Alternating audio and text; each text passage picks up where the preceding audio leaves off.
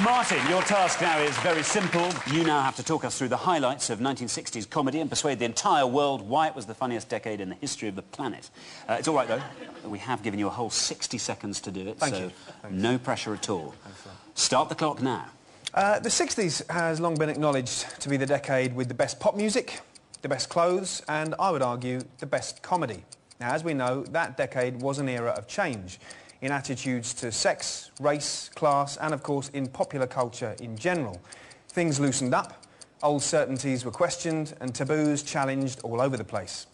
This was the decade that gave us Beyond the Fringe, That Was the Week That Was, Steptoe and Son, Dad's Army, and Monty Python, to name but a few. And where older, established comedians like Hancock, Morecambe and Wise, and Kenneth Williams did some of their finest work. The wider changes in attitudes meant that comedy could go places it hadn't been before, and that by the end of the decade, iconoclasts like Peter Cook, Johnny Spate and the Pythons, far from being lynched, were venerated as cultural icons.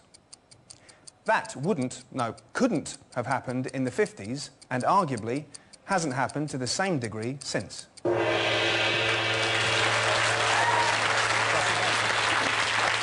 That was, Martin. That was absolutely brilliant. I'm certainly going to be voting for the 1960s, definitely.